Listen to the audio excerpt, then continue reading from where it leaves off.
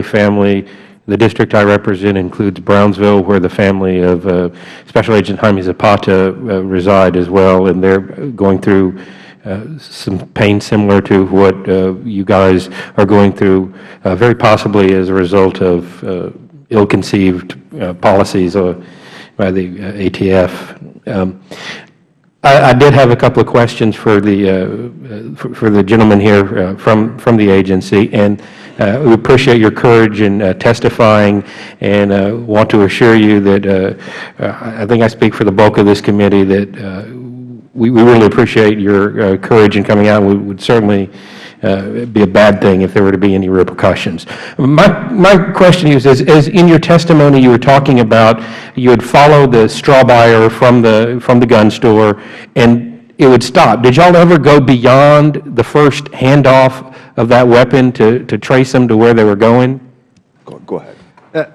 Sir, not really, no. Many a times what we would do is we would have the information beforehand where they would call the FFL and say, hey, we're coming by to pick up 10 or 15 of these AK variant rifles, at which time the FFL would notify the case agent and we would begin the surveillance. We would often go to the straw purchaser's house and catch him before he leaves there, catch him as he meets an individual at a car wash or gas station. But you didn't follow that individual to move it up the chain. So if you were out to make a case against people higher up in the chain, wouldn't the next logical step have been following the gun, the next step? That would be very logical, sir. After he purchased the firearms and delivered them to another parking lot, and Special Agent Costa and I took pictures of them taking them out of one vehicle, putting them in another, yet we had to follow the straw purchaser back to his house while we knew the guns were headed the other way on the highway.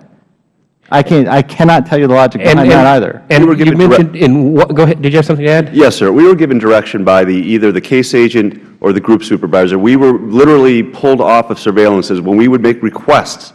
After a straw purchase exchange had taken place, we requested, hey, this is a good opportunity to seize the firearms from an unknown person, plus we get to identify that unknown person, plus we might be able to move up the chain, and we were told point blank, time and time again, absolutely not, no. All right. So I apologize for going so fast. I have limited time.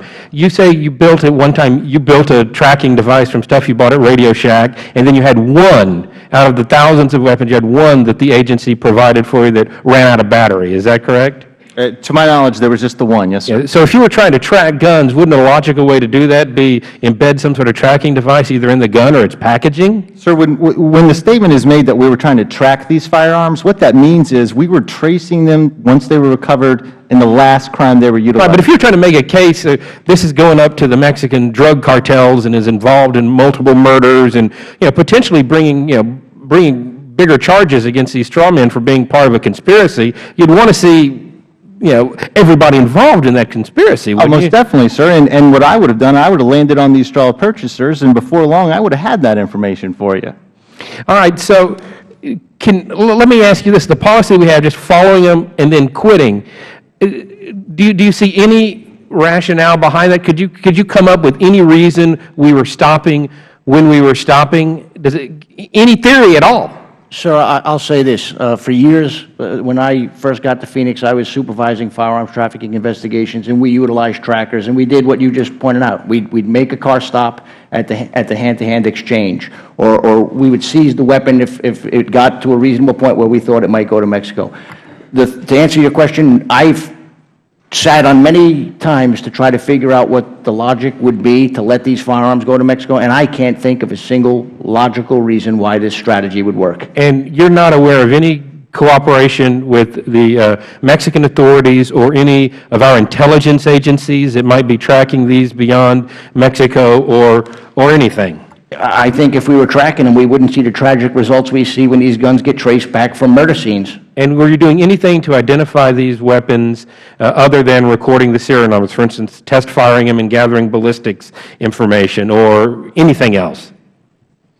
Sure, no. The firearms are being sold and, like I said, in most instances taken out of the country. I know that once the Mexican government takes possession of them, our assets in Mexico go examine them. and I'm not exactly sure. And, I mean, you work on the border. You realize Mexico takes bringing guns into their country pretty seriously. I mean, just taking a shotgun to Mexico to go bird hunting is an experience. Yes, sir. So this is something our friends, our allies, and our neighbors would be very concerned about, and we didn't bother to inform them. We did not. Thank you very much. I thank the gentleman. We now go to the gentleman from Pennsylvania.